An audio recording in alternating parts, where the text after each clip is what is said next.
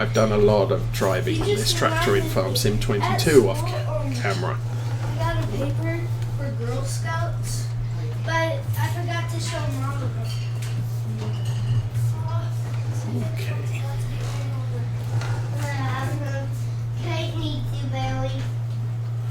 Anyway, this is plowing, so nothing new here. Obviously, we don't have anything much new to play with. I'm going to stick this on thing. So crop calendar, where is the crop calendar? Right here.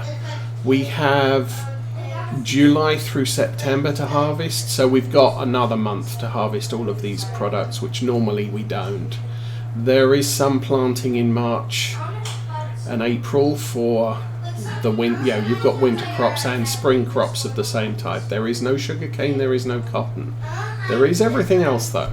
So if I feel like it, we can do things like grapes, which is a UK harvestable. Bit of a glitch there at the edge of the field. But yeah, at this stage I have no real goals set for this map. So at least for the first year it's going to be get established. We are playing start from scratch, so there is a loan, and we'll just be trying to get the farm established and working. Once we're at that point, we can start deciding where we're going from here. I have noticed that the animal enclosures on the map are huge. You're talking a cow barn with auto feeder for 700 cows. Similar numbers for sheep, similar numbers for chickens. 600, 700 animals in a yard. That's going to be huge income when it gets going, but it's also going to be huge maintenance to keep the feeders loaded. Obviously with the cows, from what I've seen, all of the cow sheds are auto feeders. So you just have to load it with hay, load it with silage, load it with straw and the minerals, and it will mix it and feed them to the cows at its own rate. So doing a TMR mix is not something we have to worry about. Having hay and silage and straw is something we're going to need to worry about. Typically I don't make grass because sheep take grass or hay, so we'll just be feeding the sheep hay, and then when you need more hay to feed the cows, you've got it. You don't have to worry about, oh, these are all grass bales, I can't use them to feed the cows, if we have a cow yard. Pigs are a manual feed, so we're going to have to do what we do with them as they come up. The only exception to the oversized yards are horses, and I think the horse shelters are 16 horses, which is fair enough because you have to ride them if you want to keep them as healthy as you can. And although there has been a slight change between Farm Sim 19 and 22 in the case of horses, in 19 you had to ride a horse for 10 minutes and it didn't matter how fast you rode it. In Farm Sim 22, effectively it's a distance. If you ride a horse really slow, it takes longer to run to 100% of exercise for the day. If you ride it at a full gallop, it takes significantly less time. So that's a little bit helpful for us. If we decide to do horses, I think most of the yards I'm looking at, apart from the arable yard, the rest of them all have horse barns on them. So horses may be a thing in our future, but obviously we need oats, we need hay, probably need straw, and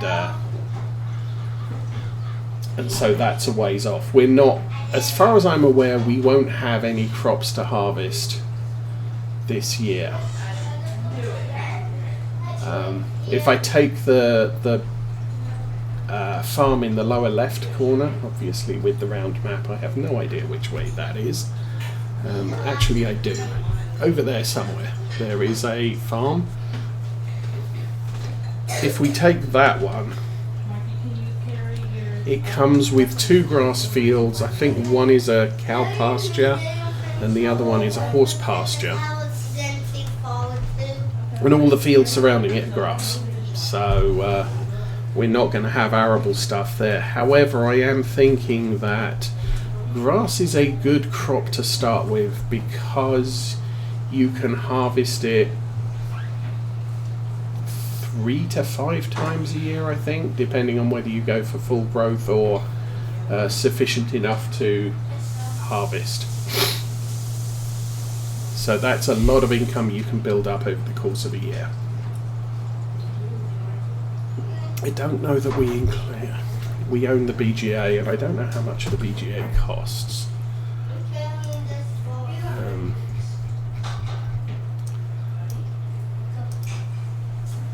Maypole Exports, Bakery, that looks like a BGA, yeah.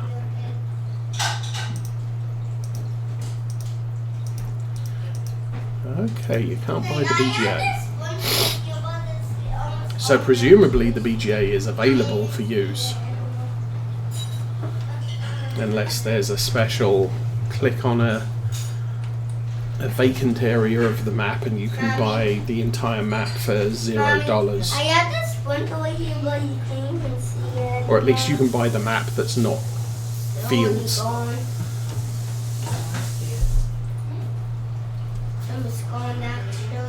So we are running the patched version of precision farming, which means that soybeans should work, and there could be a whole host of fixes to unintended actions in the original. So the original was you could plow a field,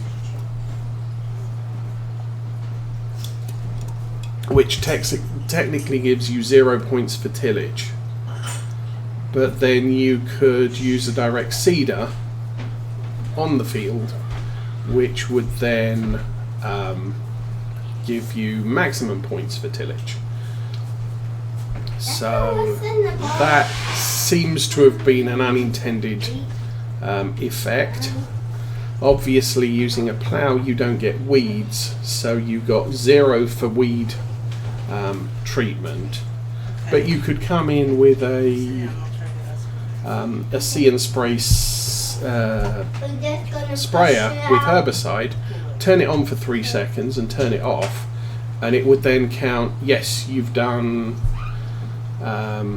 weed treatment on your field, and get maximum points for that. So again, as I said, seems to be a little bit of an unintended effect. I would say if you plough a field, that should immediately set your tillage for that field to 0, and then if you do a light cultivating over the top, it should have no further effect. If you take a harvested field and do very light cultivation, you get 15 points towards your environmental score. And if you don't do any cultivation, you just go straight out there with a direct seeder, you get the maximum 30 or whatever it is. That's okay. You shouldn't be able to recover from, well, I do deep ploughing, which is 0, and then I'll just do direct seeding on top of that and get maximum points. Do you guys have a weighing stool? Huh? Do you guys have a weighing stool? Yeah. One nose like a big goodness. Now, the other thing that we also noticed, soybeans used to set your environmental score to 0 for a field, which is very bad. And tiny, actually. crop yield, which is a base game thing, is adversely affected if you use herbicide, but the environmental score can only be maxed out if you use herbicide. I haven't tested what the new patch has done to change any of this. So we may be doing some unusual things just to see how things work. I already changed now. So yeah, I might plough a field just to see what the environmental score is. We may then plough a field and direct seed it and see what happens. And we'll definitely plant some soybeans at some time just to see how they work these days. We'll do mechanical weeding, we'll do liquid herbicide weeding. We'll just mess around and see what different effects happen and thus come up with an ideal strategy. Based on findings from at release precision farming, I am more inclined to go with mechanical weeding and no ploughing, except when you just planted corn or root crops, you're going to need to plough to get your yield. We're going to concentrate on the yield as the primary target. So you've got fertilize as many times as you can, gets changed into get the nitrogen to the ideal level. What is there? I'm not too worried about rolling and the other thing. This one's so cute. Jesus loves me. Isn't this mine though? Yeah. I'm more, mulching and rolling I'm probably not going to do in the first year because it's extra cost of equipment that's used for one task. Now as time goes on and I can afford to buy them, or if they come up in a sale, then we'll add that to our workload. Actually, I will do this one, I guess. But primary lime, obviously, and fertilizer is a definite must for each year to maximize the yield, and then anything else we can do to not penalize the yield, we will do. So if a field needs plowing, we'll plow it. Because if we don't, we'll lose yield on the next crop.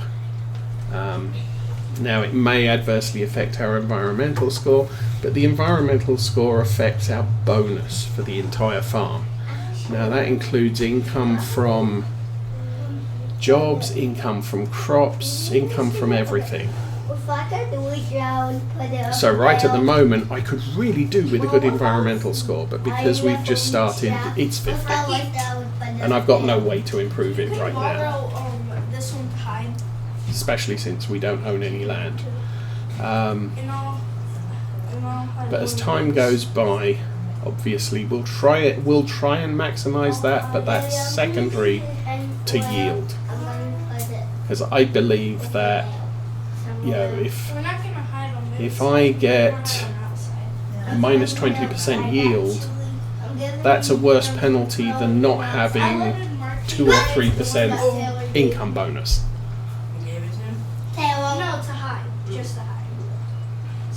So anyway, I've not been paying attention to the little messages appearing at the top of the screen, so I'm not actually sure how far through this contract we are.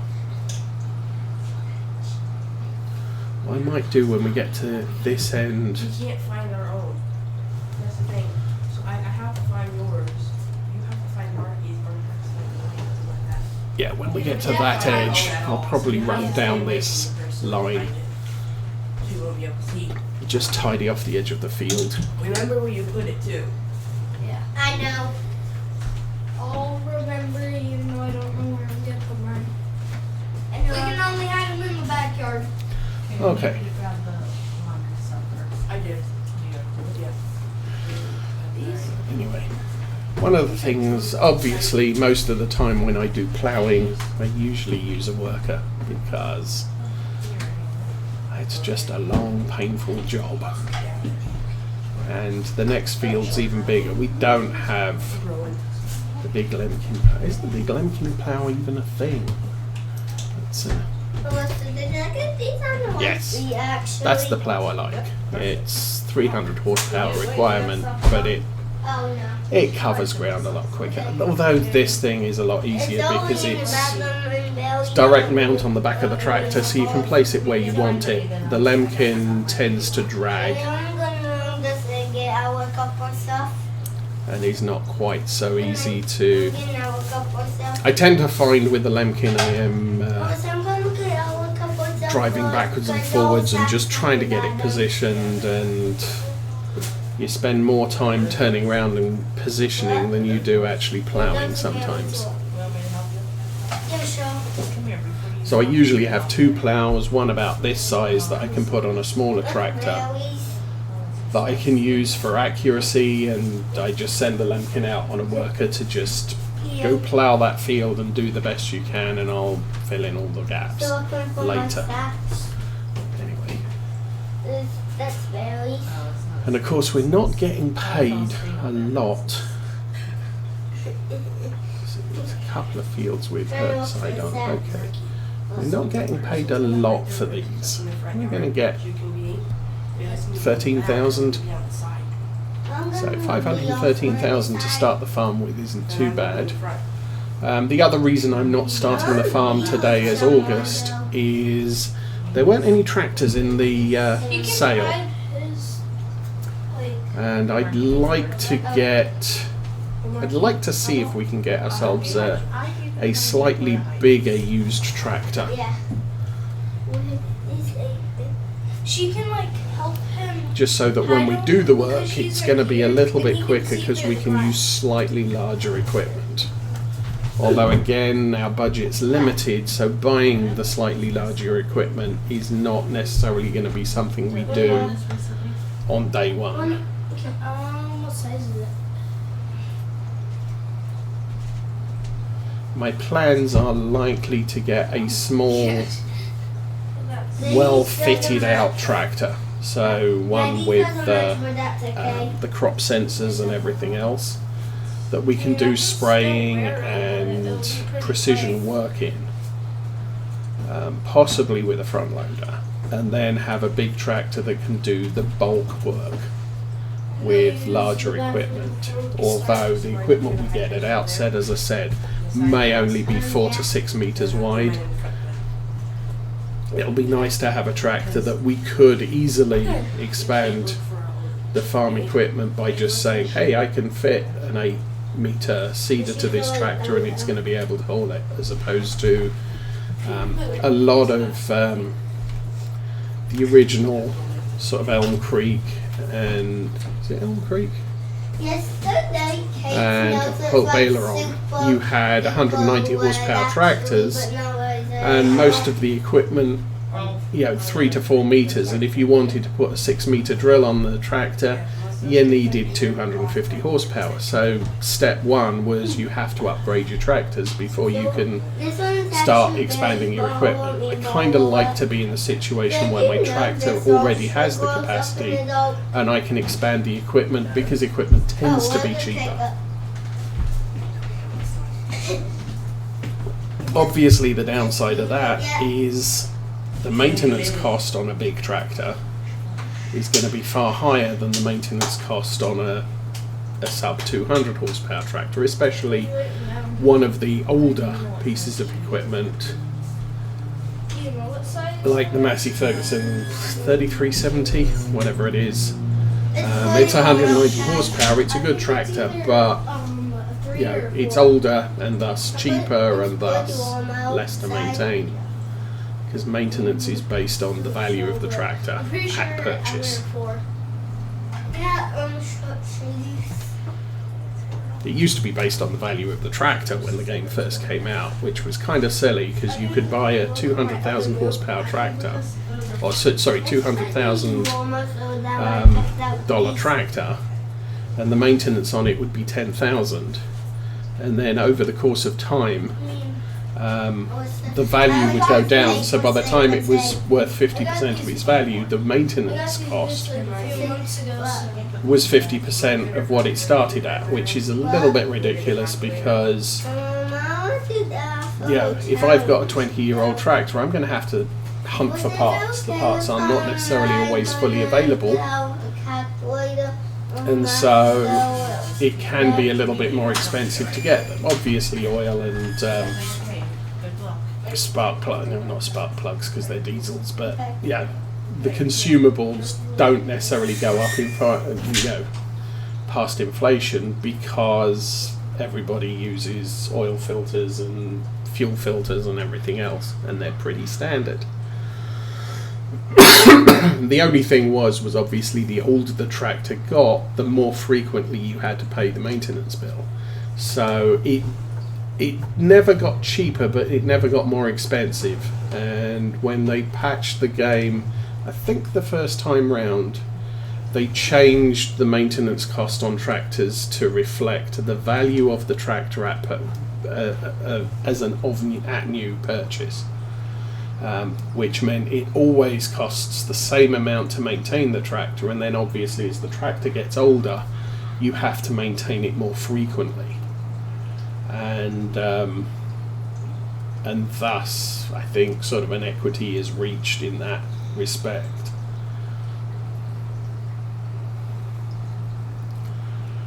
But, doing okay again. I haven't been paying attention to the messages, so I don't know how far into the contract we're at the moment. And the problem with ploughing is you kind of need to have to, oh, there we go, 80%. Nice. For the most part, you have to pay attention to what you're doing. Anyway, we're up to there.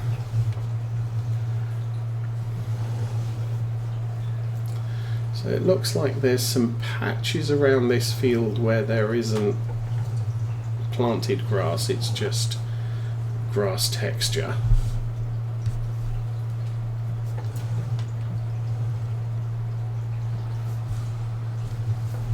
Which is fine by me. And, made a bit of a pig's ear of that run.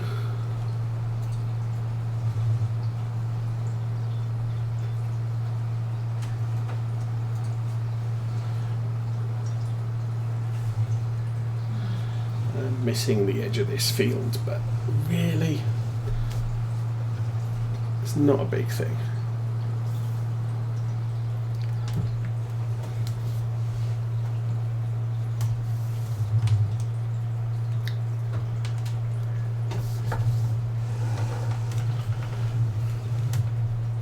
You can see the little white patches of lime along the edge.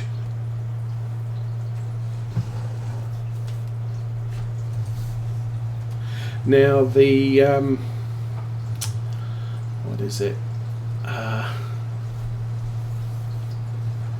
The crop calendar that I am using apparently was modified. It's the version 3 of the crop calendar. So if you do look for it, you want the one that is crop growth, or crop_growth_UK_V3, and I think the mod he made was to make it so that any crop that goes beyond its growth or harvest window withers. I think the previous versions of the calendar don't wither the crop if you go past the end of their harvesting window, which obviously means you don't have that, oh, I need to harvest this by the end of September. It's still going to be available with the earlier versions. This one Any crop past its sell-by date is dead. So we might see that happening. Now actually when I set this game save up, there were 2 fields of oats which needed to be harvested. But when I started the game today, they have been harvested already.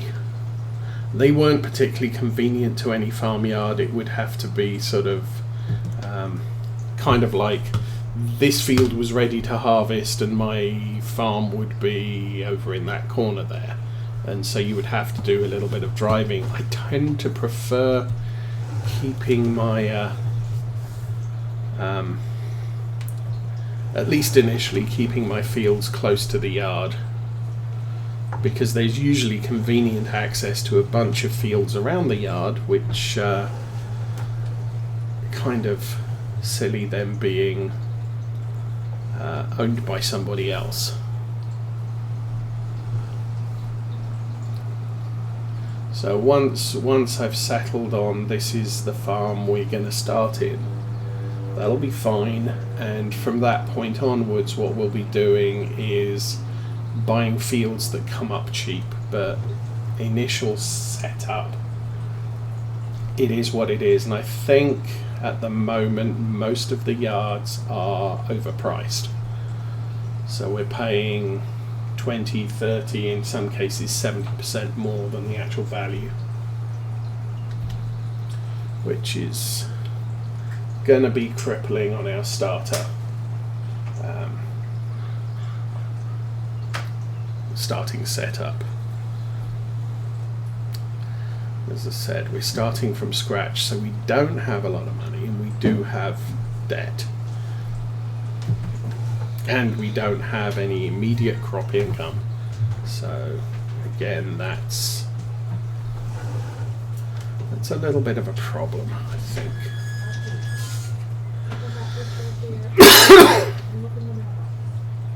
I mean, typically a lot of farms seem to, at least the starter farm seems to have 2 or 3 fields ready to harvest on August. We're playing with 3-day seasons, which obviously kicks in tomorrow, and currently running obviously the clock at 2 times speed, so every real-time hour is 2 hours of game time. I may end up speeding that up to 3 times once we hit September. Still no more contracts.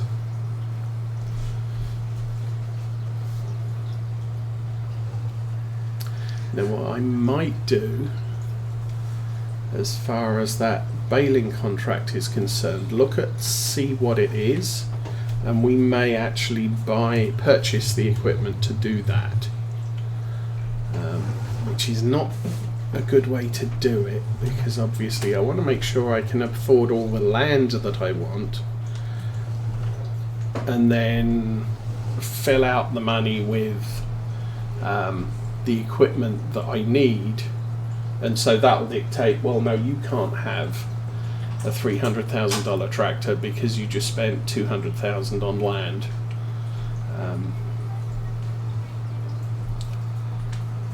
But I do think having baling equipment is going to be the way to go, because we're probably, there we go, we're probably going to be doing cows and or sheep and or maybe horses,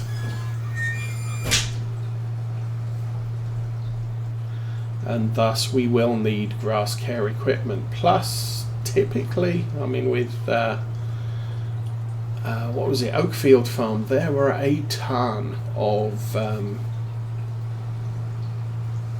baling contracts that came up every single year. So having our own baling equipment meant we could do those jobs with our equipment, and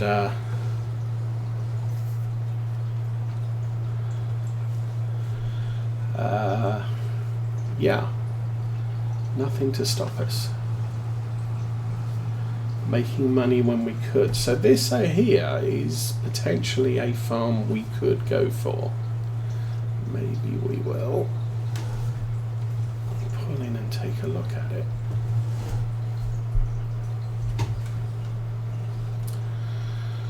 So what do we have? We have a